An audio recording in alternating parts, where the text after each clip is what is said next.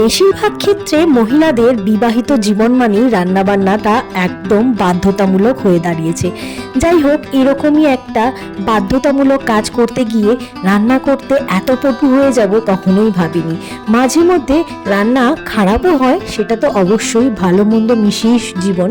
তেমনি হাতের রান্নাটাও কিন্তু কখনো ভালো হয়, কখনো খারাপ হয়। তা বলে প্রত্যেক দিন খারাপ হয় সেটা বলছি না। আজ আমি একটা তোমাদের সঙ্গে রেসিপি শেয়ার করছি যেটা আমার ভীষণই ভালো লাগে, আর আশা করছি তোমরা এইভাবে ট্রাই করলে তোমাদেরও ভালো লাগবে।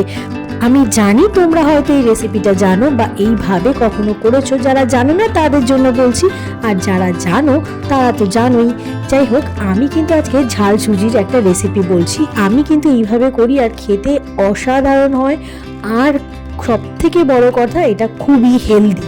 চটপট বলে দিই, মিডিয়াম সাইজের পেঁয়াজ, একটা মিডিয়াম সাইজের আলু, একটা গাজরটাকে আমি গ্রেট করে নিয়েছি, কারণ আমার বাচ্চা গাজর খেতে চায় না, তাই গ্রেট করে নিয়েছি যাতে ওর পেটে একটু আধটু যায়, নয়তোবা ছোট ছোট করে কেটে দিলে ও খাবেই না গালে পড়লে।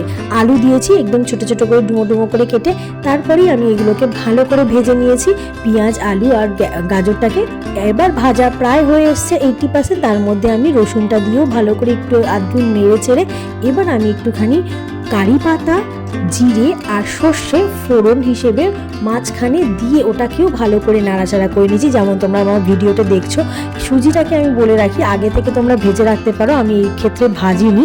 আমি কি করেছি, এই সমস্ত কিছু ভাজা হয়ে গেলে, ফোড়নটাও ভাজা হয়ে গেলে সুজিটার মধ্যে দিয়ে ভালো করে নেড়ে চেড়ে লাল লাল করে ভেজে নিয়েছি।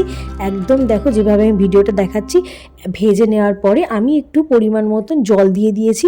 জলটা আমি একটু বেশি পরিমাণ দিয়েছি যাতে সুজিটা আর আলুগুলো ভালো মতন সেদ্ধ হয়ে যায়, যাতে আমার বাচ্চা খেতে কোনো অসুবিধা না হয়।